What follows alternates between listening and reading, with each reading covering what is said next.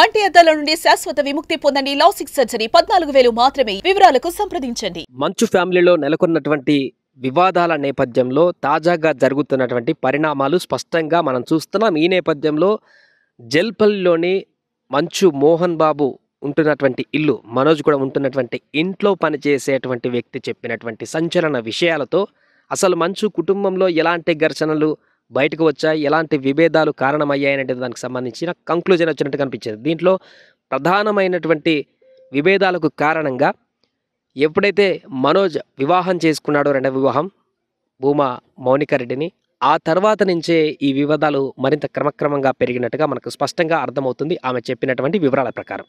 So గతంలో మనం చూడడం జరిగింది, మౌనిక మనోజ్ పెళ్లి చేసుకున్నటువంటి సందర్భంలో కూడా మోహన్ బాబు కుటుంబ సభ్యులు అంటిముట్టనట్టుగానే ఉన్నారు. పెళ్లి పెద్దలుగా కాకుండా పూర్తిగా గిస్టులాగానే అక్కడికి వచ్చినట్టుగా మనకు స్పష్టమైంది. అప్పుడు కూడా వార్తలు బయటకు వచ్చినటువంటి సందర్భాన్ని మనం చూసాం.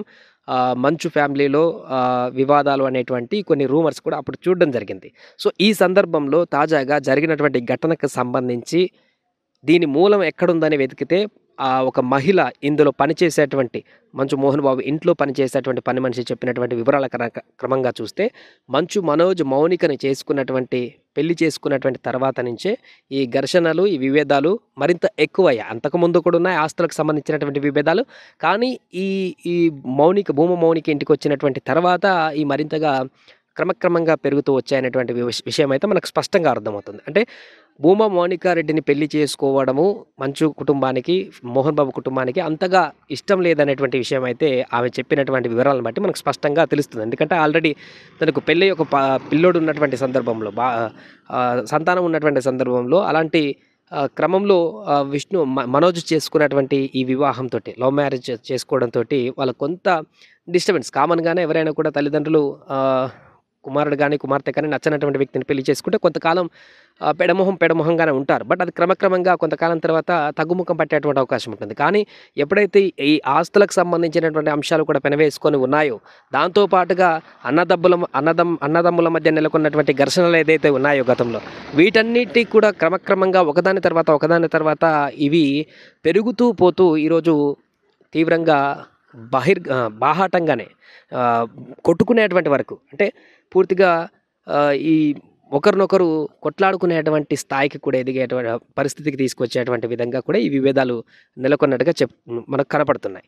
అంటే ఈ యొక్క భౌతిక దాడులు చేసుకునేటువంటి దాడులకు కూడా వెళ్ళడానికి ప్రధాన కారణంలో అనేక అంశాలు స్పష్టంగా కనిపిస్తున్నాయి. ఒకటి భూమా మౌనిక మనోజ్ పెళ్ళి, ఇదే కాకుండా ఈ ప్రైవేట్ బిజినెస్ ఆస్తులు ఏదైతే విద్యానికేతనకు సంబంధించినవి ఉన్నాయో, దీంట్లో మోహన్ బాబు తన కుమారుడు మనోజ్ కంటే కూడా ఇంకొక వ్యక్తి వినయ్ కానీ ఆ విద్యానికేతనలు చూసుకుంటున్నటువంటి ఎగ్జిక్యూటివ్ డైరెక్టర్లు ఇతరత్ర వ్యక్తులకే ఎక్కువ ప్రాధాన్యత ఇస్తున్నారు, వారికి ఎక్కువ ఇంపార్టెంట్ ఇస్తున్నారు, వారితోనే ఎక్కువగా మూవ్ అవుతున్నారు, మనోజ్ని పక్కన పెట్టేసి వారితోనే ఎక్కువగా ఇంటరాక్ట్ అవుతున్నారు అనేటువంటి ఒక అంశం కూడా ఈ ఘర్షణలో ఇంకొక అంశంగా ప్రధానంగా మనకు కనిపిస్తుంది. అంతేకాకుండా ఈ వివిధాలు మనం ఎక్కడ చూడొచ్చు అంటే, గతంలో విద్యానికేతన్కు స్కూల్లో జరుగుతున్నటువంటి ఫీజుల రేట్లకు సంబంధించి కూడా మోహన్ బాబు వీళ్ళంతా ఒకవైపు ఉంటే, మనోజ్ మాత్రం తల్లిదండ్రులకు మేము అండగా ఉంటాము రేట్ల పెంపుకు సంబంధించినటువంటి ఒక రివర్స్ యాంగిల్లో కూడా ఆయన స్టేట్మెంట్లు ఇవ్వడంతో అక్కడ కూడా విభేదాలు ఏ రకంగా ఉన్నాయనేటువంటిది సుస్పష్టంగా మనకు కనిపించినటువంటి పరిస్థితి కనపడుతుంది. అయితే ఈరోజు బయటకు వచ్చినటువంటి వీడియోలో, పని మనిషి మాట్లాడినటువంటి వీడియోలో మనం చూస్తే,